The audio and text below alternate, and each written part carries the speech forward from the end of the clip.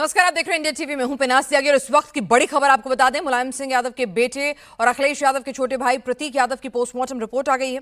Postmortem report में शरीर में खून का थक्का जमा हुआ है, यानी ब्लड क्लॉट था। लंग्स इन्फेक्शन के बाद कार्डियक अरेस्ट से प्रतीक यादव की मौत हुई है। पोस्टमार्टम रिपोर्ट अब सामने आ गई है। उसमें कहा जा रहा है कि कार्डियो रेस्पिरेटरी कोलैप्स हुआ था और क्योंकि एक बड़ा क्लॉट जो है, एक बड़ा खून का थक्का जो था वो शायद उनके लंग्स में वहां पर जमा हुआ था और उसके बाद कार्डियक अरेस्ट से उनकी मौत हुई है। बताया जा रहा है कि प्रतीक को लंबे वक्त से लंग्स में इंफेक्शन की शिकायत थी। और ज्यादा अपडेट के साथ विशाल हमारे साथ जुड़ चुके हैं। विशाल, इस पोस्टमार्टम रिपोर्ट के बारे में क्या कुछ जानकारी हासिल हुई है, क्योंकि जो तमाम संशय सवाल थे उनसे भी अब बिल्कुल क्लैरिटी पिक्चर आएगी इस पोस्टमार्टम रिपोर्ट के बाद।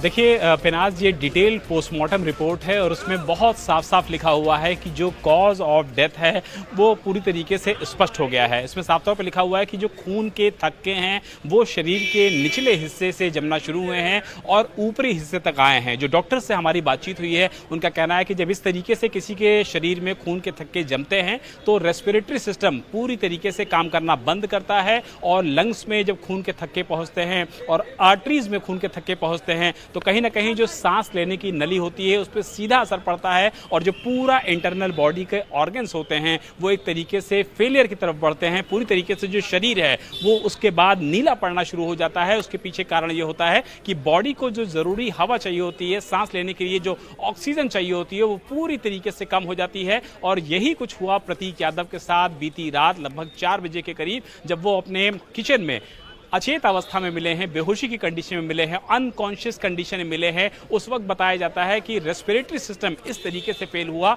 जो फाइनली कार्डियक अरेस्ट के रूप में सामने आया और जो मौत की वजह बना वो कार्डियक अरेस्ट बना। लेकिन टेक्निकल पॉइंट पिनाज यही है, अपने दर्शकों को एक बार फिर से बताना चाहता हूं कि कार्डियक अरेस्ट इस वजह से हुआ क्योंकि शरीर में जो खून के थक्के थे वो बहुत ज्यादा हो गए थे और जब नीचे से ऊपर की तरफ, डॉक्टर्स का ये कहना है कि जब जो खून के थक्के होते हैं जब वो नीचे से ऊपर की तरफ आते हैं तो वो जानलेवा साबित होते हैं। और इस मामले में भी ऐसा हुआ कि जब लंग्स में, आर्टरीज में वो पूरी तरीके से खून के थक्के पहुंचते हैं तो वो कार्डियक अरेस्ट के रूप में सामने आते हैं और उसके बाद कार्डियक अरेस्ट होता है, जिसके बाद प्रतीक यादव की मौत हो जाती है। लेकिन इस पूरे मामले में डॉक्टर्स का जो पैनल जिन्होंने ये पूरा पोस्टमार्टम किया है उन्होंने विसरे को भी प्रिजर्व किया है ताकि विसरा प्रिजर्व के बाद ये स्पष्ट किया जा सके कि शरीर में और किसी भी तरीके की समस्या तो नहीं थी, कोई पॉइजनस चीज तो नहीं गई थी, कोई केमिकल रिएक्शन तो नहीं हुआ था। इन सारी चीजों को असरटेन करने के लिए विसरा को प्रिजर्व किया गया है और यह माना जाएगा कि जब ये विसरा की डिटेल रिपोर्ट आएगी तो और भी ज्यादा चीजें स्पष्ट हो सकेंगी। लेकिन कार्डियक अरेस्ट और रेस्पिरेटरी सिस्टम फेल होना प्रतीक यादव की मौत की वजह बनी है और पोस्टमार्टम रिपोर्ट में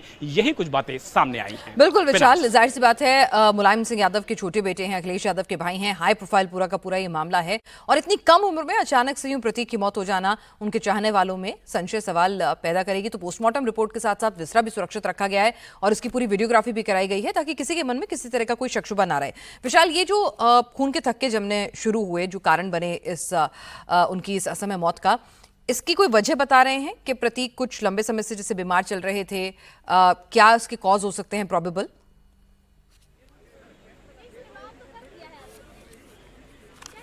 पिनाज, बहुत इंपॉर्टेंट सवाल है कि जो ये खून के थक्के जमने शुरू हुए, जिन्होंने पैर से शुरुआत की और शरीर के ऊपरी हिस्से तक आए, इसके पीछे की जो मुख्य वजह है आखिर वो क्या हो सकती है। डॉक्टर का कहना है कि किसी भी नतीजे तक पहुंचने से पहले हमको थोड़ा सा और डिटेलिंग चीज़ों की करनी होगी। उनकी जो मेडिकल हिस्ट्रीज हैं उनको भी देखनी होगी, कौन कौन से इलाज चल रहे थे, कौन कौन सी दवाएं चल रही थी, कौन कौन सी दवाओं का क्या केमिकल रिएक्शन हो सकता है। इन सारी चीज़ों पर जो एक्सपर्ट्स हैं वो एक दूसरे से बातचीत भी कर रहे हैं और जो पोस्टमार्टम करने वाले डॉक्टर्स का पैनल था, वहाँ मजिस्ट्रेट भी मौजूद थे, वहां साइंटिफिक एक्सपर्ट भी मौजूद थे, वहां फॉरेंसिक के भी एक्सपर्ट मौजूद थे ताकि सभी लोग एक दूसरे से बातचीत कर सकें और मौत के पीछे की जो वजह है उसको असरटेन कर सकें। लेकिन अभी यह स्पष्ट नहीं हो सका है कि प्रतीक यादव को अगर शरीर में खून के थक्के इस तरीके से जमना शुरू हुए तो उसके पीछे जो प्रारंभिक जो वजह है वो क्या हो सकती है। लेकिन इतना तो जरूर है कि प्रतीक का जिस तरीके से पिछले 3-4 सालों से डिप्रेशन का इलाज चल रहा था, उनके लंग्स में इन्फेक्शन था। पिनाज, आपको याद होगा सबसे पहले इंडिया टीवी ने अपने दर्शकों को यह बात बताई थी कि लंग्स में इन्फेक्शन की दवा चल रही थी प्रतीक की, और कई बार ऐसा हुआ था कि वो लखनऊ के मेदांता अस्पताल में 48 से 72 घंटे तक, यानी कि 2 से 3 दिन तक एडमिट भी हुए थे अपने उसी इलाज के लिए। तो बहुत मुमकिन है कि लंग्स के इन्फेक्शन का इलाज, साथ में डिप्रेशन की दवाएं और बाकी जो दवाएं होती हैं उनका कहीं ना कहीं कोई रोल जरूर रहा हो, लेकिन ये बहुत ही शुरुआती चीज है, इसलिए अभी एक नतीजे तक पहुंचना थोड़ा मुश्किल होगा। लेकिन जब विसरा की रिपोर्ट आएगी तो निश्चित तौर पर जो चीजें सामने आ रही हैं वो और भी ज्यादा क्लियर होंगी और प्रकाशित में आएंगी कि आखिर प्रतीक यादव की मौत के पीछे असल वजह क्या है। बिल्कुल विशाल, इस तमाम अपडेट के लिए, तमाम जानकारी की डिटेल हमारे दर्शकों को समझाने के लिए कि तमाम जो इफ बट्स जो सवाल हैं, लोगों के मन में संशय हैं, उनका सबका इस पोस्टमार्टम रिपोर्ट ने भी उत्तर दिया है। और विसरा रिपोर्ट जब आएगी तो उससे और ज्यादा, जिसे कहते हैं ना, उस पर मोहर लगेगी और अश्योरिटी हो जाएगी। और प्रतीक क्योंकि लंबे समय से, जैसा आप बता रहे हैं, बीमार चल रहे थे, लंग्स को लेकर लगातार शिकायत रहती थी, लखनऊ के मेदांता अस्पताल में भी भर्ती हुए थे, तो प्रोलॉन्ग इलनेस थी, साथ ही साथ डिप्रेशन की दवाएं थी, तो तमाम चीजें जो हैं वो प्रोबेबल कारण हो सकती हैं। डिटेल रिपोर्ट का भी इंतजार करना होगा। फिलहाल शुरुआती जांच में कम से कम पोस्टमार्टम रिपोर्ट में कोई इस तरह का इमीडिएट फाउल प्ले, इस तरह का कुछ नजर नहीं आ रहा है। इस तमाम अपडेट के लिए विशाल आपका बहुत बहुत शुक्रिया। आगे बढ़ते हैं और आज की बड़ी खबर का रुख करते हैं। और बड़ी खबर यह है कि भाई प्रधानमंत्री मोदी ने, जिसे कहते हैं ना कि लीड विद एन एग्जाम्पल, उन्होंने तो एग्जाम्पल के साथ जो बचत वाली अपील थी शुरू भी कर दी है। प्रधानमंत्री ने खुद अपना काफिला बहुत छोटा कर दिया है। नेता मंत्रियों ने भी अपने काफिले में गाड़ियां कम कर दी हैं। सरकारी ऑफिस में 50% मीटिंग ऑनलाइन कर दी गई है। हर राज्य सरकार अपने तरीके से बचत की शुरुआत कर चुकी है। अब बारी हमारी और आपकी है। पीएम मोदी ने गोल्ड को होल्ड करने की जो नसीहत दी थी, अब सवाल यह कि भाई उसके पीछे वजह क्या है, क्यों प्रधानमंत्री कह रहे हैं कि गोल्ड नहीं खरीदना है, गोल्ड को फिलहाल होल्ड करने की आदत को रोकना है। अगर आज सोना नहीं खरीदा तो फिर हो क्या जाएगा? एक आम आदमी के जहन में सवाल है, अगर आज मैं विदेश नहीं गई तो क्या हो जाएगा? पेट्रोल डीजल तो चलिए समझ में आता है लोगों को इमीडिएटली कि पेट्रोल डीजल जो है वो उसकी सप्लाई रुक रही है, बाधित हो रही है, रिजर्व खत्म हो रहा है, तो ऐसे में पेट्रोल डीजल की बचत करें, समझ में आ रहा है। लेकिन लोग कह रहे हैं कि भाई प्रधानमंत्री क्यों कह रहे हैं कि विदेश भी मत जाइए, प्रधानमंत्री क्यों कह रहे हैं कि आप फिलहाल फॉरेन रिजर्व जो है उसे बचा के खर्च कीजिए, गोल्ड भी कम खरीदिए, फर्टिलाइजर जो है उसकी खेती की बजाय आप जैविक खाद का इस्तेमाल करें, ऑर्गेनिक हो जाएं। तो ये बचत की जो नसीहत है, ये क्यों प्रधानमंत्री 140 करोड़ हिंदुस्तानियों में ये आदत डालना चाह रहे हैं, उसकी एक कड़ी अगले 1 घंटे में आपको समझाएंगे। एक्सपर्ट भी हमारे साथ रहेंगे, उनसे भी जानेंगे। लेकिन सबसे पहले गोल्ड का एक डेटा आपको दिखाते हैं जो पिछले सालों से आपको ये पिक्चर देगा कि किस तरह से हम लगातार, हमारा जो गोल्ड की खरीदारी है वो लगातार बढ़ती जा रही है। आपकी स्क्रीन पर ये नजर आ रहा होगा कि हम लगातार गोल्ड जो है वो अपना जो भी हमारी जरूरत का गोल्ड होता है, 99% से ज्यादा हम गोल्ड जो है आयात करते हैं, यानी कि विदेशों से मंगवाते हैं। अब जब आप गोल्ड आयात कर रहे हैं तो उसका जो पेमेंट होगा, भुगतान होगा, वो आप डॉलर में करेंगे, फॉरेन रिजर्व में करेंगे, और गोल्ड आपकी खरीदने की जो ताकत है वो लगातार बढ़ती जा रही है। हिंदुस्तान का जो आदमी है, आम आदमी, हम सरकार की बात नहीं कर रहे हैं, यहाँ पर जो पब्लिक होती है वो लगातार बहुत ऊंचे दर से गोल्ड खरीद रही है। उसमें हमेशा 20 से 30% का हर साल इजाफा होता है। सिर्फ एक कोविड का साल अगर आप छोड़ दें, जब आर्थिक मंदी दुनिया भर झेल रही थी, तो लगातार सोना जो है वो आप ज्यादा खरीद रहे हैं। ज्यादा खरीदेंगे तो आपको फॉरेन करेंसी में उसकी पेमेंट करनी पड़ेगी। फॉरेन करेंसी में पेमेंट करनी पड़ेगी तो हमारा जो फॉरेन रिजर्व होता है वो खत्म होगा, यानी कि विदेशी मुद्रा भंडार जो होता है वो खत्म होता है। नंबर 1 बात। नंबर दूसरी बात कि आपका रुपया फिर जाहिर सी बात है उसके साथ में वीक होगा। फिर जब आपसे कहा जा रहा है कि विदेश मत जाइए, तो विदेश ना जाने के पीछे कारण क्या है ये भी हम आपको बता रहे हैं कि आप जब विदेश में जाएंगे तो वहां पर आप, जाहिर सी बात है, उसी कंट्री के करेंसी में आप लेन देन करेंगे, उसी तरह से आपका एक्सपेंडिचर होगा, तो उससे अगेन आपका फॉरेन रिजर्व जो है वो खत्म होगा। इसी तरह से फर्टिलाइजर्स जो हैं उनके पीछे 2 वजह हैं कि एक तो पेट्रोकेमिकल्स का बाय प्रोडक्ट होते हैं, तो गैस और पेट्रोल जो है आपूर्ति ही कम हो रही है। फिर जब आपूर्ति कम हो रही है तो बाय प्रोडक्ट्स कम होंगे, बाय प्रोडक्ट्स कम होंगे तो फर्टिलाइजर कम होगा, और फर्टिलाइजर की एक 45 किलो की बोरी पर सरकार 2700 रुपए की सब्सिडी देती है।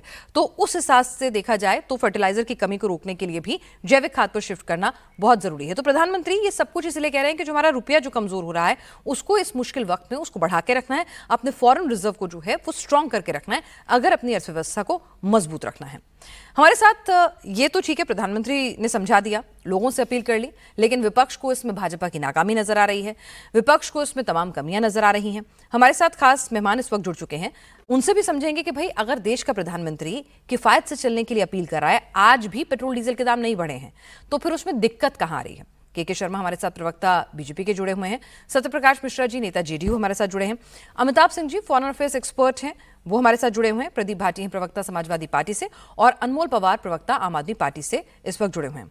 प्रदीप जी, आप तो इकोनॉमी के भी जानकार हैं, अभी तक प्रधानमंत्री ने अपील की है, कोई दाम नहीं बढ़ गए हैं, दुनिया के दूसरे देशों में आज से 60 दिन पहले तक दाम भी बढ़ गए थे और एनर्जी लॉकडाउन भी लग गया था।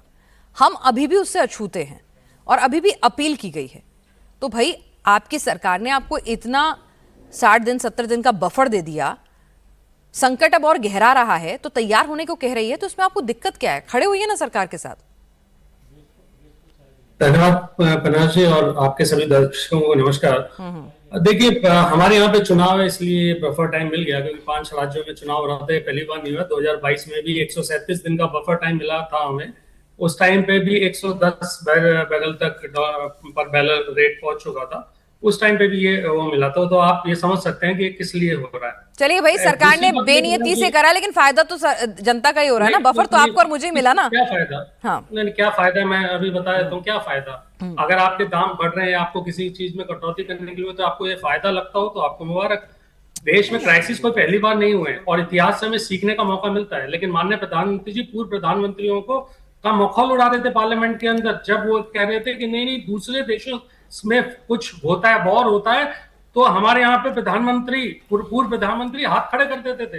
अब हाथ खड़े या पैर खड़े, ये माननीय प्रधानमंत्री जी बताते। दूसरी चीज, आज का जो वैश्विक डिजिटल हाइपर कनेक्टेड दुनिया है, उसके अंदर व्यापार हो, निवेश नीतियां हो और युद्ध हो, ये सब एक साथ चलते हैं। सब एक साथ इनका सबका समागम के साथ चलते हैं। और हमें ये समझना चाहिए कि इन सबका फेलियर, अगर किसी भी हमारी नीति, कोई भी हमारी विदेश नीति का फेलियर होता है तो ये इसका इफेक्ट हमारे ऊपर पड़ता है। हमने अपनी global supply chain. Pradeep Bhati ji, मैं एक बार फिर से आपसे सवाल पूछती हूँ, दोबारा से एक बार सुनेंगे जो आप तैयारी करके आए, बताइएगा। लेकिन सुनिए तो सही, मैंने सुना ना आपको, मैंने सुना आपको। एक मिनट सुन लीजिए, मेरी भी सुन लीजिए। मैं आपको फिर से क्या कह रही हूँ, ठीक है? आपने कह दिया, उसका जवाब मैं बिल्कुल लूंगी के शर्मा जी से, बिल्कुल 100%।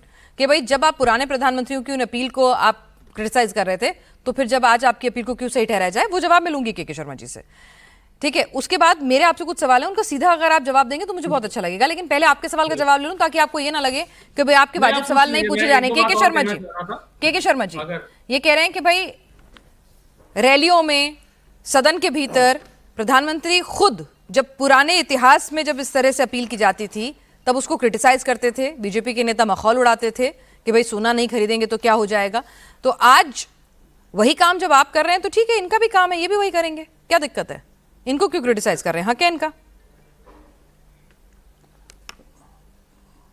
पिनाज जी, जो सपा के प्रवक्ता हैं, शायद वो पूरा अध्ययन किए हैं या नहीं किए हैं, मुझे नहीं पता है। आप पढ़ा दीजिए। ध्यान देने को दिया जा सकता है। 2008 में कौन सा लड़ाई थे, मैं बताता हूँ। 2008 में कहाँ युद्ध चल रहा था? कोई युद्ध चल रहा था क्या? 2013 में कोई युद्ध था क्या? देश क्या, विश्व में कोई युद्ध था क्या? ये चिदम्बरम साहब 2013 में अपील कर रहे हैं कि गोल्ड मत खरीदो। ये मनमोहन सिंह हैं जो 2008 में अपील कर रहे हैं। यहाँ इस समय तो कोई युद्ध नहीं था।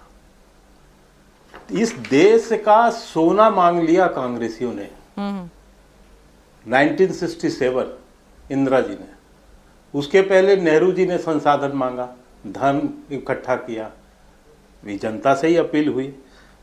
1991 पीवी नरसिंहा राव 1991 में। के शर्मा जी, आप अपील करें तो देश हित, दूसरा करे तो दिक्कत। तो मैं ये पूछ रहा हूं ना, मैं आपको दो बातें बताता हूं सर। हमने क्या अपील की है। हाँ। मैं थोड़ा सा समय दे दीजिएगा ताकि आपका डिबेट एक्यूट हो जाए। प्रधानमंत्री जी ने पहली बात तो कोई राशनिंग नहीं की, कोई कानूनी आदेश नहीं है, किसी प्रकार का कोई पाबंदी नहीं।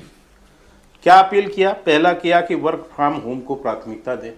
नहीं, अपील हमें पता है के शर्मा जी। मैं आपसे सीधा सवाल ये पूछ रही हूँ कि जब वो अपील करें, हाँ, जब दूसरे प्रधानमंत्री अपील करें दूसरे पक्ष के, तब दिक्कत आप लोगों को हुई। आज अगर आपकी पार्टी के नेता अपील कर रहे हैं, आपकी सरकार है, आपकी सरकार से अपील हो रही है, प्रधानमंत्री तो सबके होते हैं, ठीक है, लेकिन फिर भी राजनीतिक पार्टियां हैं तो उसे क्रिटिसाइज करेंगे, तब आप क्रिटिसाइज करें तो ठीक, लेकिन अगर ये करें तो गलत। ये तो डबल स्टैंडर्ड हो गए ना के शर्मा जी।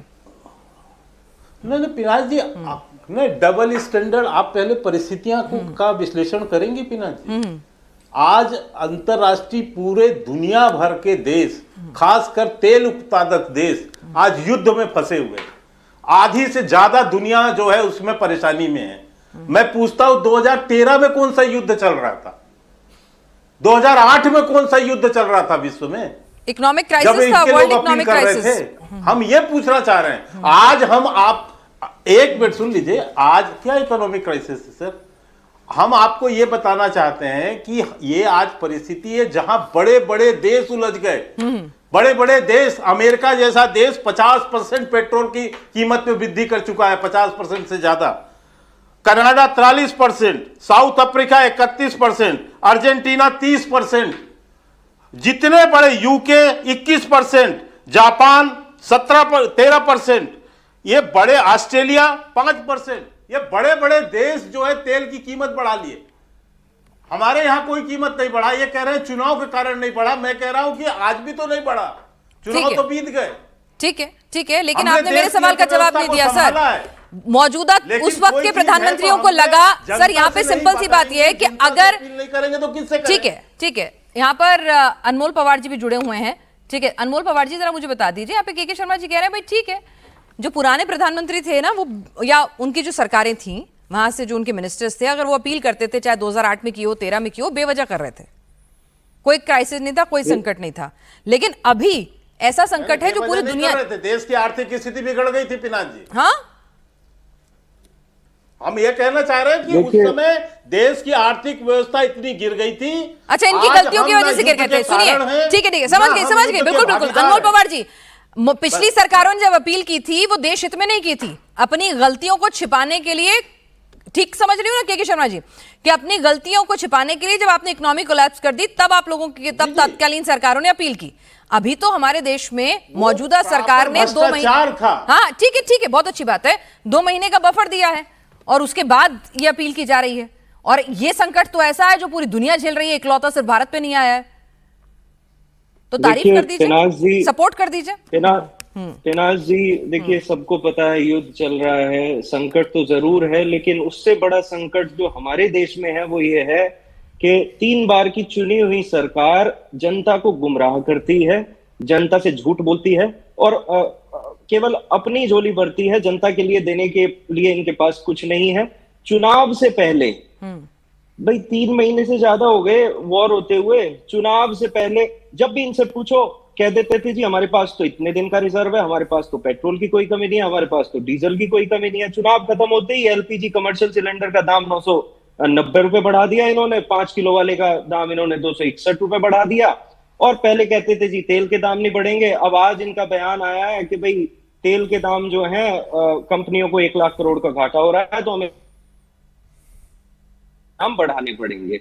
और नेता को क्या है ना, नेता की करनी और कथनी में फर्क नहीं होना चाहिए। भाई आप सोमनाथ में रोड शो कर रहे हो, नहीं, देखिए एक बहुत बड़ा चैनल है, इस चैनल से गलत चीजें नहीं जानी चाहिए। यानी दाम नहीं बढ़ेंगे ना के शर्मा जी, आप ये एश्योरेंस दे रहे हैं? नहीं, तेल, इन्होंने क्या कहा? इन्होंने कहा तेल कंपनियों को घाटा हो रहा है 1 लाख करोड़ रुपए का। आज की डेट में किसी ने नहीं कहा है, हमने कहा है 60 दिन का स्टोर है हमारे पास। नहीं, दाम बढ़ेंगे कि नहीं, भंडारण की बात नहीं हो रही है। सवाल ये है कि जब जिक्र किया जाता है कि कंपनियों को 1 लाख करोड़ का घाटा हो रहा है, तो भाई घाटे की भरपाई तो होगी ना। तेल कंपनियां इतनी अच्छी थी, आप लोगों ने तो फ्री हैंड दे दिया था तेल कंपनियों को। सरकार ने दिया ना कंपनियों को। हाँ, और वो कंपनियों की टाइमिंग ऐसी होती है कि चुनाव तक बहुत अच्छी बात है। सत्यप्रकाश मिश्रा जी, यही विपक्ष को दिक्कत है, वो कह रहे हैं कि आपने जब फ्री हैंड, आपने जनता पे तो बोझ नहीं डाला है ना, हमने जनता पे बोझ नहीं डाला। ठीक है, एक सेकंड, इतने बड़े चैनल से गलत बातें नहीं जानी चाहिए, मेरा रिक्वेस्ट है बस। ठीक है भाई, दाम बढ़े नहीं है। अनमोल पवार जी, आपको किसने जानकारी दी कि दाम बढ़ने जा रहे हैं? किसने कहा आपको? कहां सुना आपने? यूनियन मिनिस्टर हरदीप सिंह क्या बोला? क्या बोले उन्होंने? क्या बोला? बयान आज पढ़ के नहीं आए। Union minister has announced that state and oil marketing companies are incurring massive loss of approximately 1000 crore घाटा हो रहा है, ये बोला। ठीक है, and we can expect a hike in petrol and diesel। और ये कह दें भाजपा के प्रवक्ता कि नहीं हो रही कोई बढ़ोतरी, बहुत अच्छी बात है, देश के लिए अच्छी बात है। वो कह रहे हैं पेट्रोलियम मंत्री ने कहा है कि we can expect, आशंका है बढ़ने की, 1 लाख करोड़ का घाटा हो रहा है। वो हरदीप सिंह पुरी जी को कोट कर रहे हैं। खारिज कर दीजिए, कह दीजिए नहीं बढ़ रहे तेल के दाम। आप परिस्थिति से वाकिफ कराएंगे, लेकिन ये तो नहीं कहा है ना कि बढ़ा दिया हमने, आशंका जताई है। तो ये तो 2 महीना से कह रहे हैं कि बढ़ने की संभावना, ऐसी परिस्थिति है। देखिए अभी बढ़े नहीं है, आशंका जताइए, आप आशंका में उम्मीद ढूंढिए, क्या पता युद्ध रुक जाए, क्या पता सब ठीक हो जाए, है ना? पिनाज जी, एक बात मुझे कहने की अनुमति दीजिए, केवल आप पार्टी के संदर्भ में। हाँ बोलिए। मैं इतना ही कहना चाहूंगा आप पार्टी से कि आप जो अनमोल जी हैं, एक बार केजरीवाल जी को जाके समझाइए कि केजरीवाल जी, ये युद्ध अमेरिका और इराक में नहीं हो रहा है। पहले वो जानकारी पता करें। कल जो प्रेस कॉन्फ्रेंस किया है उसमें 4 बार केजरीवाल यही बोलते फिरे हैं कि अमेरिका और इराक लड़ रहे हैं। जरा काम की बात कर लेते हैं। यहाँ पे सत्यप्रकाश मिश्रा जी, सत्यप्रकाश मिश्रा जी, मुझे जरा ये भी बता दीजिए, यहाँ पर विपक्ष का एक सवाल है कि अगर आपको इतना कंसर्न था, ये अपील थी, बहुत अच्छी अपील है, ये अपील चुनाव के बाद क्यों याद आई? युद्ध तो 3 महीने से चल रहा है। एक सेकंड सुन लीजिए, युद्ध तो 3 महीने से चल रहा है और ये कोई गलत अपील नहीं है, बहुत अच्छी अपील है, बहुत प्यारी अपील है। ये अपील तो मतलब अभी नहीं भाई, पेट्रोल सेव करना चाहिए तो आगे भी जारी रहनी चाहिए, मुश्किल में क्यों? सेव करेंगे तो अच्छा ही रहेगा, है ना?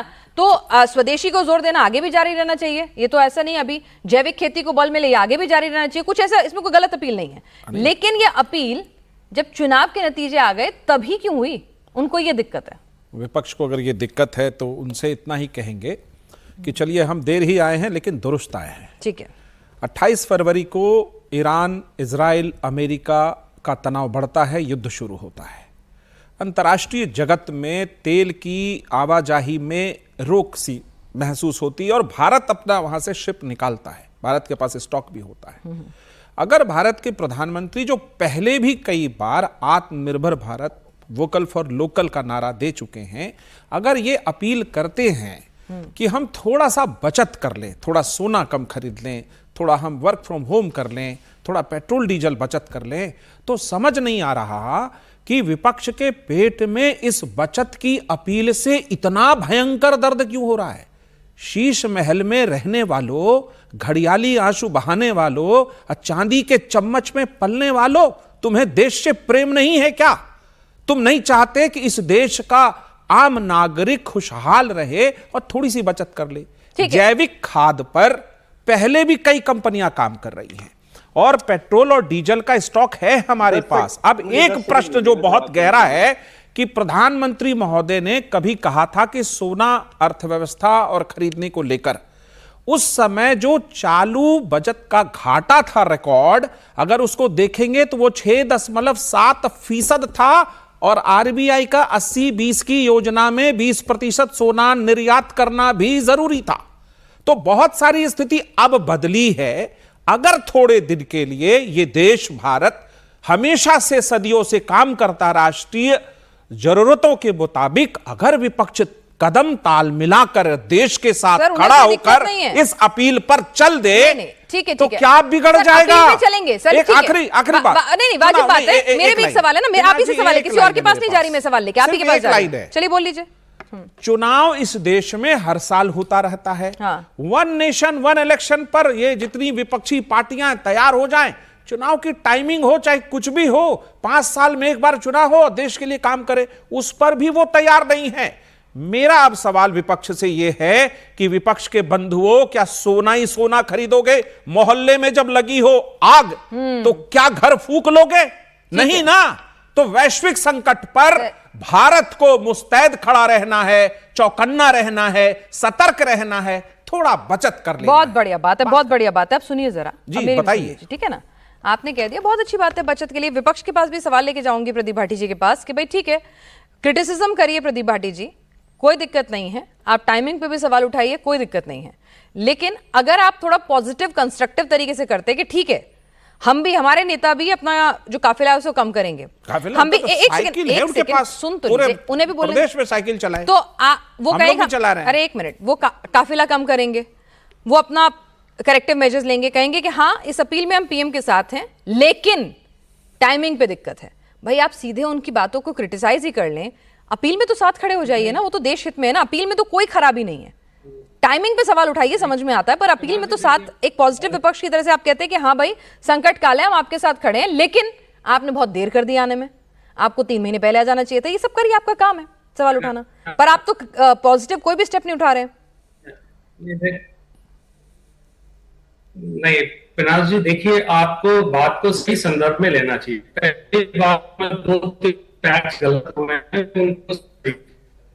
प्रदीप जी, आपका ऑडियो में थोड़ी दिक्कत है, जरा उसको दुरुस्त करा लूं।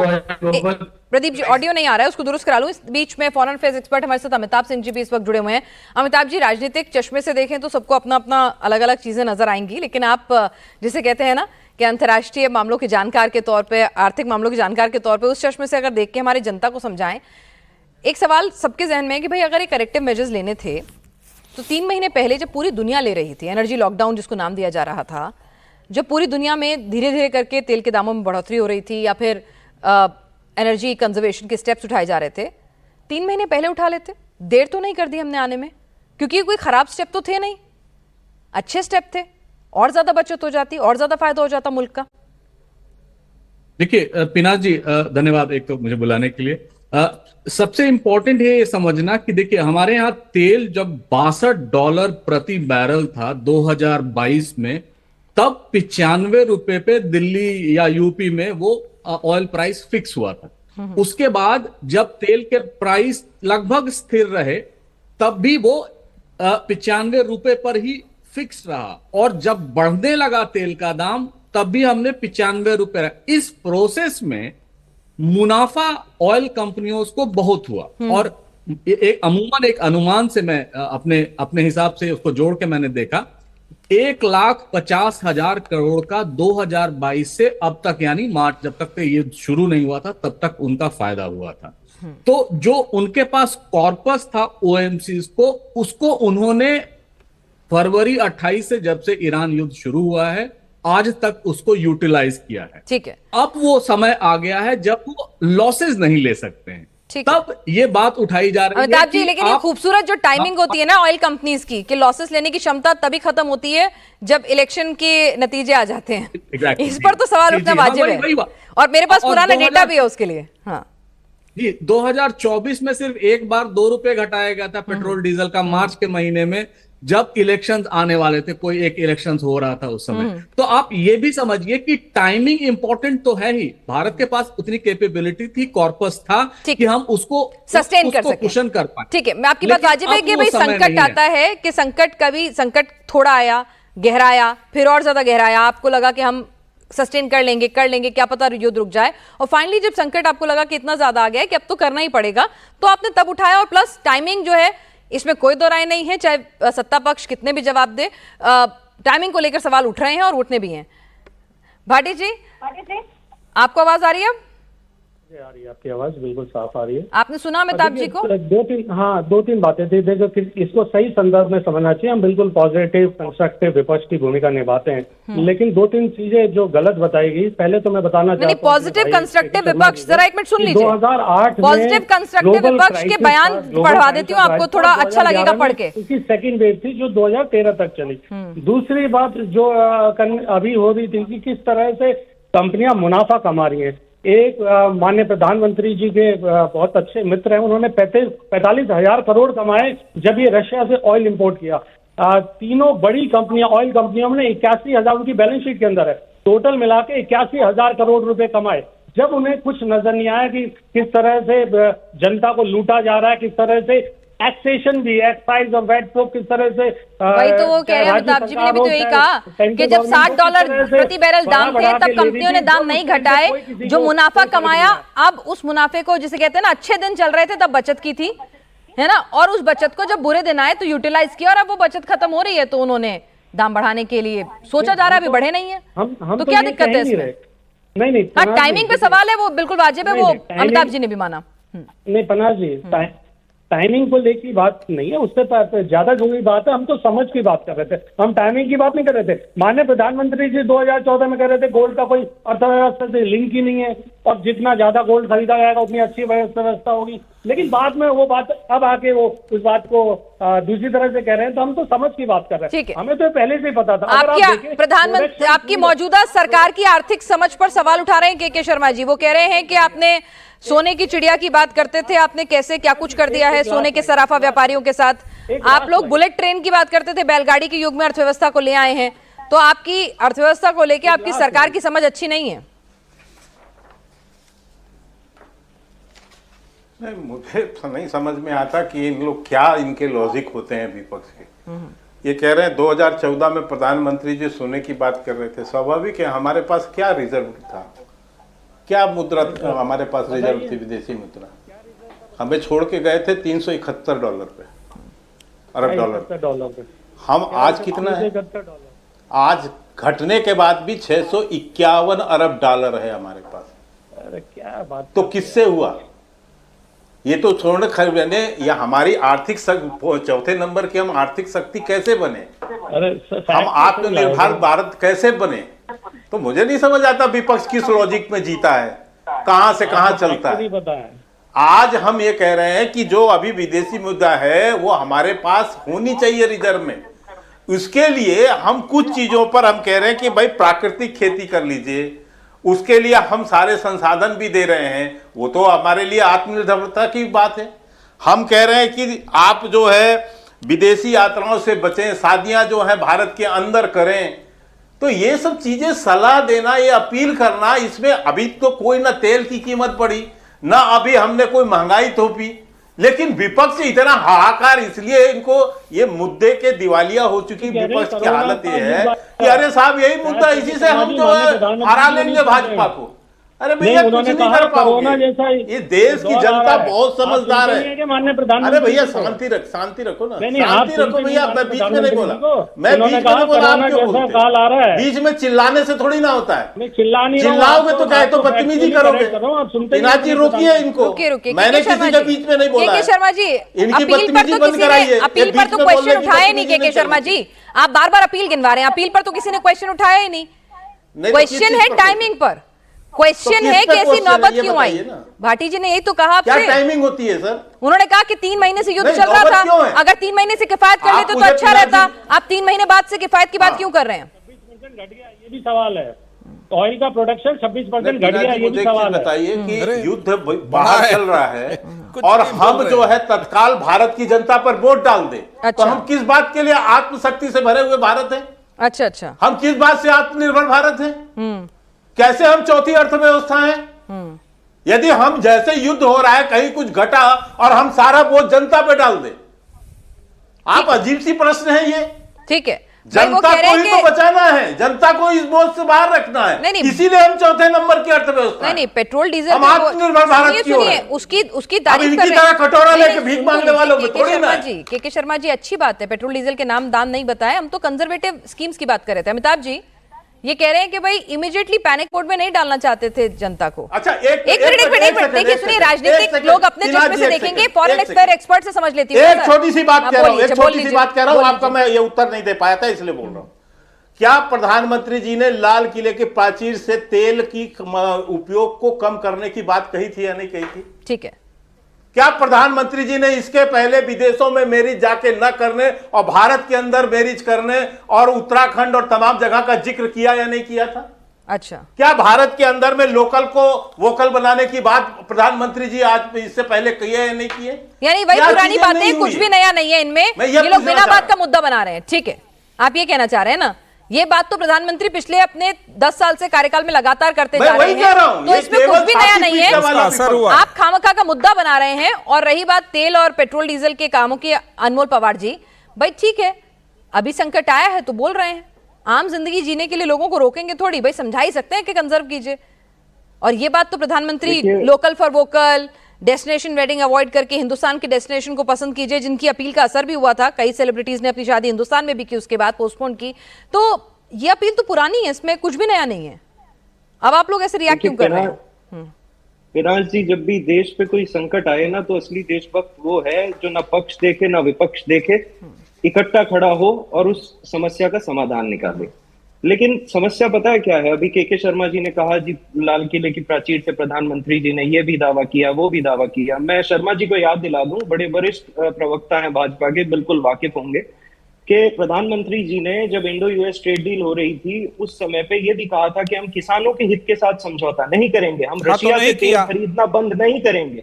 एक second, Indo US trade deal आपने साइन की, आपने इंपोर्ट ड्यूटी 11% कॉटन की थी जी, वो भी घटा दी, आपने टैरिफ 50% से 18% कर दिया, किसानों की कमर में छुरा घोंपने का काम किया। फिर आपने रशिया से भी तेल का आयात आपने कम कर दिया। ये रहे फैक्ट्स। 60% से ज्यादा तेल का आयात हमने रशिया से कम किया, ईरान से हमने अपने संबंध खराब कर लिए, ये जानते हुए कि 85% तेल हमारा स्ट्रेट ऑफ हॉर्मुज से आता है। आज आ रहा है, आज की कल की खबर है 11 मई की।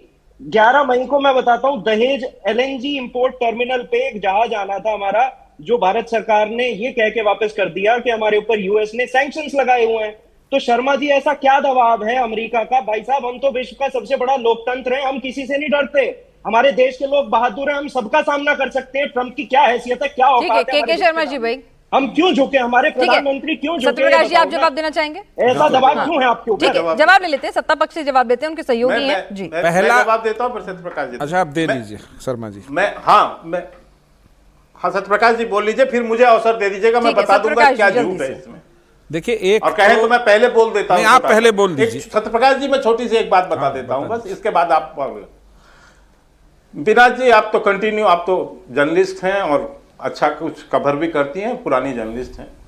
अभी जब ये युद्ध चालू हुआ था तो आपको ध्यान होगा, तो कांग्रेस पार्टी और विपक्ष ने एक प्रेस कॉन्फ्रेंस किया था जब ये युद्ध हुआ और होर्मुज में सारे जहाजें ब्लॉक हो गई और फिर वो ब्लॉक खोली गई। उसमें से भारत को ही पहला अवसर मिला कि वहां की जहाजें निकलने का। पवन खेड़ा, जयराम रमेश, ये संजय सिंह, ये सारे लोगों ने अलग अलग प्रेस कॉन्फ्रेंस किया। और क्या प्रेस कॉन्फ्रेंस किया कि 2 जहाजें वहां से जो निकली हैं, जो भारत सरकार कह रही है, ये दोनों जहाजें भारत नहीं आ रही हैं, ये अमेरिका जा रही हैं। 1.5-2 दिन तक ये भ्रम पूरे देश में विपक्ष फैला के रखा। और दूसरे दिन जब वो जहाज भारत आया, तब इन लोगों ने अपने ट्वीट भी हटा लिए और माफी तक नहीं मांगी कि हमने देश के लोगों को ऐसे विषम परिस्थिति में हमने कैसे भ्रमित किया। ठीक है, इसका जवाब मैं वही काम आज फिर जो है अनमोल पवार और कांग्रेस के भ्रमित कर रहे हैं। ठीक है, कल से चला के इसका जवाब मैं लूंगी प्रदीप भाटी जी से। सत्यप्रकाश जी, आप इसको जोड़ना चाह रहे थे, क्या सोर्स है सर? मैं जवाब दूं इसका? अभी लूंगी, आऊंगी आपके पास, आऊंगी, सबको बोलने दीजिए। आपने बोला, मैं इतना ही जोड़ना चाहूंगा कि अनमोल ने जो जानकारी दी वो सरकार ने भी नहीं दी है, आरटीआई जानकारी भी इसमें हासिल नहीं हुई, लेकिन विभिन्न स्रोतों के आधार पर 144 अरब का तेल रूस से हम आज तक खरीद चुके हैं। हाल फिलहाल 26 अप्रैल की डेट आपको दे रहे हैं।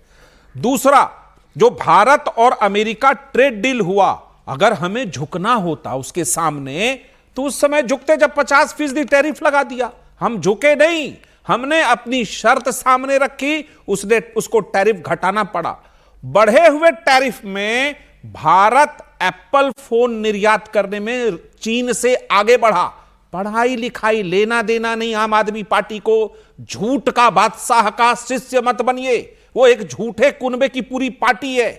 अनमोल जी, निकलिए वहां से, गलत जगह फंस गए हैं आप सबको निकालते रहते हैं, गलत बात है ये। सवाल अब ये है, ठीक है अनमोल जी की अपनी रुचि होगी, अब सवाल यह है कि क्या भारत में 2 ही स्थिति है कि आप टाइमिंग को लेके कह रहे हैं।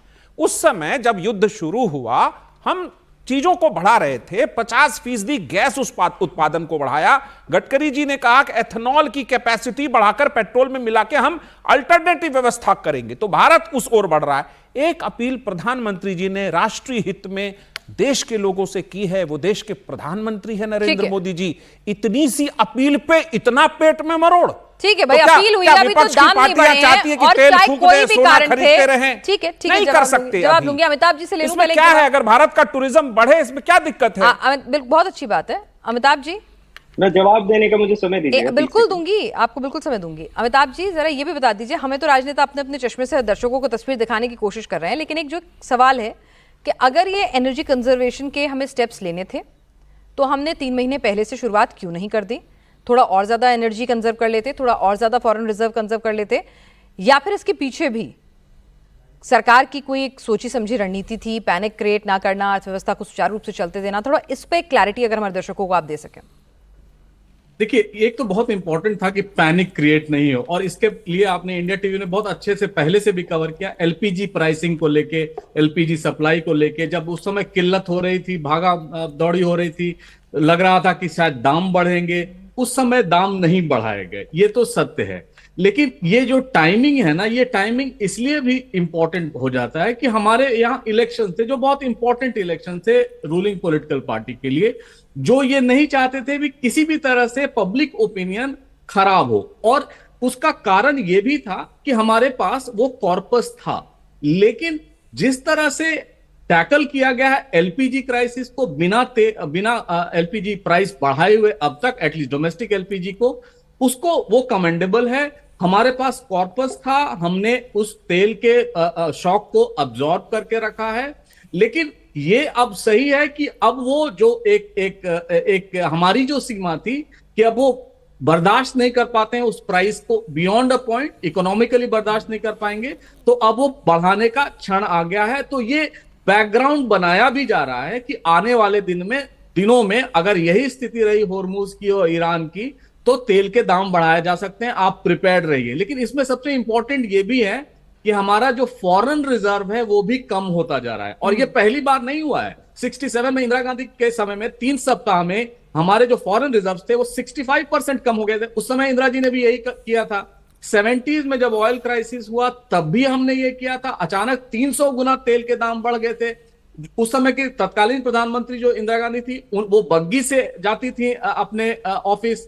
तो एक सिंबोलिज्म था, वही सिंबोलिज्म यहां भी दिखाया जा रहा है। 2012 या 13 में 8 रुपए एलपीजी का दाम बढ़ा था। मनमोहन सिंह से किसी प्रेस वाले ने पूछ दिया कि आप इस पर क्या कहना चाहेंगे, ये तो दाम बढ़ रहे हैं। मनमोहन सिंह जी ने कहा कि पैसे तो पेड़ में उगते नहीं है, कहीं से तो निकालना होगा, और उसकी काफी भर्त्सना। और जितने भी उस समय विपक्ष की पार्टियां थी उन्होंने प्रोटेस्ट किया था। स्मृति ईरानी जी को हमने देखा है सिलेंडर लेके प्रोटेस्ट करते, वो एक फेमस एक फोटो की तरह हम आज भी याद करते हैं। तो इसमें पॉलिटिक्स भी है, ऑपोजिशन का भी कहना सही है कि पिछले 3 महीने में हमको कुशन करने के लिए, साइकोलॉजिकल कुशन करने के लिए भी तैयार होना चाहिए था, जो नहीं किया गया। जो अब शायद दाम जब बढ़े तो उसकी तैयारी हो रही है। लेकिन इसमें कोई बुराई नहीं है कि हम वर्क फ्रॉम होम कर सकते हैं तो करें, अगर हम सोना कम खरीद सकते हैं जो अनप्रोडक्टिव है तो वो करें। तो ये सारी चीजें मुझे नहीं लगता किसी को भी नागवार गुजरेगी। ठीक है भाटी जी, आप अपना विरोध करिए, वाजिब है टाइमिंग को लेकर। लेकिन जिस तरह से अभी आप ये कह रहे हैं कि भाई आप भी तो एक कह सकते हैं ना कि ठीक है, ऑल सेड एंड डन, ये सारी अपीलें प्रधानमंत्री की अच्छी हैं, देश हित में हैं, हम इन्हें फॉलो कर रहे हैं, हमारी पार्टी के तमाम नेता फॉलो कर रहे हैं और हम इसको आगे लेकर जाएंगे। तो ये भी तो आप कहीं ना कहीं बता सकते हैं ना कि हम भाटी जी का बस चुनाव चिन्ह साइकिल है, साइकिल पे चलते नहीं है ना, उसके बाद क्रिटिसाइज कर लीजिए, पहले पॉजिटिव इनपुट तो दे दीजिए ना देश हित में। यहाँ पर देखिए प्रधानमंत्री मोदी ने अपने अपील की अगर पूरे हिंदुस्तान से, तो सबसे पहले खुद पर ही अमल किया है। जैसे कहते हैं ना, आप दूसरों से अगर कुछ, charity begins from home, lead from the example, तो आप देखिए कि खुद प्रधानमंत्री ने अपने काफिले को सिर्फ 2 गाड़ी यहाँ पर कर दी हैं, और लंबा चौड़ा काफिला होता है, पायलट कार भी होती है, बैकअप कार्स भी होती हैं, 26-27 कारें होती हैं। तो जरा सोच के देखिए कि 26-27 कारों को आप 2 कार तक ले आए हैं। ऐसा पहली बार हुआ होगा। अगर आप किसी मंत्री का भी काफिला देखेंगे तो वो भी इससे कई गुना ज्यादा बड़ा होता है, एम्बुलेंस भी चलती है, सब कुछ चलता है। तो यहाँ पे घटा के 2 कार्स पे ले आए हैं। प्रदीप भाटी जी, भाई ठीक है, अच्छी चीजें सिखा रहे हैं ना, पहले उसमें कॉन्ट्रीब्यूट दे दीजिए, फिर क्रिटिसाइज कर दीजिएगा। शायद जनता आपको ज्यादा बेहतर तरीके से सुनेगी, ये नहीं सोचेगी कि भाई आपकी तो आदत है पहले ना ही करने की और क्रिटिसाइज करने की। पहली बात तो किसी ने क्रिटिसाइज नहीं किया है। पहले खुद माननीय प्रधानमंत्री जी पैनिक क्रिएट कर रहे हैं। उन्होंने खुद कहा कि कोविड जैसे हालात होने वाले, पता नहीं हम किस युग में रहे, हमने थोड़ी पैनिक किया है, माननीय प्रधानमंत्री पैनिक कर रहे हैं। उन्होंने ये सब इंस्ट्रक्शन पैनिक में दिया, खुद ही कहा है ना कि भाई कोविड जैसा, सर आपको कहीं भी चित भी मेरी पट भी मेरी, प्रदीप जी 2-3 महीने कुशन दे दिया। जब पूरी दुनिया ने तेल के दाम बढ़ाए, पूरी लिस्ट मेरे पास है, मैं पढ़ दूंगी, आपके पास भी होगी, ठीक है। तो तब जब पूरी दुनिया ने दाम बढ़ाए तब भी आपको खुशी नहीं थी, तब आपको ये लग रहा था कि भाई हम डिले कर रहे हैं। आज जब कर रहे हैं तो भी आपको लग रहा है पैनिक कर रहे हैं। तो करें तो क्या करें, आप ही सुझाव दे दीजिए। बात कंप्लीट हो जाना चाहिए, उसके बाद आप सवाल बोलिए। दूसरी बात, सत्य प्रकाश जी ने बहुत गलत बात कही, बोलो कैट 6-7% हो गया था। अरे भाई साहब कौन से युग में हो, 2013-14 में 1.7 था, 6-7% कैट हो गया था, बोर्ड के साथ रिलेट सीएडी आप नहीं समझ पाए और कहीं कुछ भी तर्क रख देते हैं। ना भाटी जी, सीएडी पढ़ लीजिएगा, 6.7% हो गया था। बोलिए ठीक है ना, आप खुद फैक्ट चेक करके आएंगे। नहीं, आप चेक कर लीजिए, मैं आपको फिर से कह दूं चुनौती के साथ, सीएडी पढ़ लीजिएगा, चालू बचत खाता का 6.7% था, 80-20 की योजना थी, नहीं पता, कूद गए। 11 साल से सत्ता के अंदर है। अरे महोदय, आप उसी प्रधानमंत्री के साथ थे जिनके काल में रुपए पेड़ पर नहीं उगते थे, और कितने अभी तो बता दिया शर्मा जी ने, कितने अरब छोड़ के गए। चलिए आपको एक और उदाहरण दूं, आप उस सरकार में शामिल थे, महोदय सुनिए, आप उस सरकार में शामिल थे जिसने देश का सोना गिरवी रखा था। आप उसमें राजनीति में भी नहीं होंगे। नहीं, आपको कुछ नहीं, आप बता सकते हैं, आप उस सरकार में शामिल थे जिसने देश का सोना गिरवी रखा? आप बता सकते हैं? ऐसे कुछ भी गाते हो। 91 में आप उस सरकार में चंद्रशेखर सिंह के सरकार में शामिल थे, यशवंत सिन्हा वित्त मंत्री थे, देश का सोना गिरवी रखा। यशवंत सिन्हा ने अपनी किताब में उस दुख को व्यक्त किया है कि कांग्रेस ने इस कदर देश की अर्थव्यवस्था कर दी कि सोना गिरवी रखना पड़ा। स्टूडियो में नहीं है, फायदा ना उठाएं। सत्यप्रकाश जी, भाई वो कह रहे हैं कि वो स्टूडियो में नहीं है, जरा उनकी आवाज उतनी बुलंद तरीके से नहीं आ रही है। झूठ बोलेंगे तो क्या करेंगे? रुकिए सोना गिरवी इनके कार्यकाल के शर्मा जी, भाई ठीक है, एक सेकंड। उसमें राजनीति में नहीं थे। के शर्मा जी, फैक्चुअल अभी दिखा देता हूँ, के शर्मा जी, मैं दिखा दूं आपको। एक काम करते हैं, आप दोनों अपना फैक्ट चेक कर लीजिए, फाइनल बताइएगा। इस बीच में के शर्मा जी से बात कर लेती हूँ। के शर्मा जी, हमारे foreign affair expert Amitabh ji भी थे, उन्होंने कहा कि भाई ठीक है, 3 महीने पहले उन्होंने आपकी तारीफ भी की सरकार की कि जिस ढंग से आपने एनर्जी क्राइसिस को डील किया वो कमेंडेबल है, लेकिन ये जो तमाम स्टेप्स हैं अगर 3 महीने पहले उठाने शुरू कर दिए होते तो और ज्यादा बेहतर होता। नहीं पिनाक जी, देखिए अमिताभ जी एक एक्सपर्ट हैं, उनका एक अपना सलाह हो सकता है, मशविरा हो सकता है, लेकिन सरकार में जो तमाम लोग बैठे हैं वो सारी परिस्थितियों को समझ रहे हैं और देश की हालात को भी समझ रहे हैं, वैश्विक हालात को भी समझ रहे हैं। हमारी प्राथमिकता देश की जनता है। हमारी प्राथमिकता देश की जनता को जितना हम ज़्यादा से ज़्यादा, मोदी जी के आपने ध्यान दिए होंगे सारे कार्यक्रम गरीबों पर केंद्रित कार्यक्रम, गरीब कल्याण के कार्यक्रम। इस देश की जनता पर बोझ न पड़े, जब तक हम उसे संभाल सकते हैं पूरी ताकत से संभालें और उसके साथ मेजर स्टेप भी लेते चलें। अभी भी नहीं बढ़ाया, अभी भी हमने केवल अपील करके लोगों से हमने सहयोग की अपेक्षा की है कि भैया आप थोड़ा कम पेट्रोल डीजल चलाओ, आप थोड़ा ऐसा भी चलो, आप ऐसा। आप सुनो, दाम नहीं बढ़ाया उसकी तारीफ की है। अमिताभ जी ने दाम नहीं बढ़ाया उसकी तारीफ की है। काय के संकट के समय बहुत अच्छा डील किया आप लोगों ने, लेकिन ये जो अपील है समझ नहीं आया कि ये कौन सा विपक्ष है कि जिसको मुझे समझ नहीं आया कि आप जब भी कोई भी चीज जब भी की जाती है वो सही ही होती है। ठीक है, अब आप कहेंगे कि आप तो युद्ध के पहले भी कर लेते, माहौल तो उसके पहले भी बना हुआ था कि युद्ध होगा, तो कह देते अपील। आप भारत ने अपील क्यों नहीं किया? और राहुल गांधी कहते हैं ना कि वो तो कोविड के आने के पहले भविष्यवाणी कर दिए थे। तो ये लोग तो बहुत अंतर्दृष्टि वाले हैं, ये लोग पूरा ईश्वर के भविष्यवाणी तो पहले कर देता है विपक्ष, हर चीज उसको पता है। सरकार न चला पाए ये, इनको जनता न चुने, इनको प्रति विश्वास नहीं, लेकिन ये इतने बड़े भविष्यवक्ता हैं कि कुछ भी घटने के पहले बता देते। लेकिन एक महत्वपूर्ण बात मैं जरूर आपके चैनल में कहना चाहता हूं। माननीय प्रधानमंत्री जी ने अपनी सुरक्षा के अपने उसको कम किया है, काफिले को, और हम गृह मंत्री जी ने भी किया, सबने ठीक है। लेकिन देखिए सुरक्षा बहुत महत्वपूर्ण विषय है और देश के प्रधानमंत्री हैं वो, देश के गृह मंत्री हैं, सुरक्षा थ्रेट बहुत है, तो इसलिए जरूर जो है इस पर भी ध्यान देने की जरूरत है। बिल्कुल, वो एसपीजी के अपने प्रोटोकॉल्स हैं और वो उनको फॉलो करेंगे ही। प्रधानमंत्री जी इस समय है और जी सर, वक्त की थोड़ी कमी है। के शर्मा जी, प्रदीप भाटी जी, नहीं सर, वक्त की कमी है, फिर वो जवाब नहीं ले पाऊंगी, मैं माफी चाहूंगी। अभी छोटे से ब्रेक। सर आप सभी लोग आए, सर ठीक है सर, यहाँ पर आप सभी लोग यहाँ पर इस चर्चा में शामिल हुए, आपका बहुत बहुत शुक्रिया।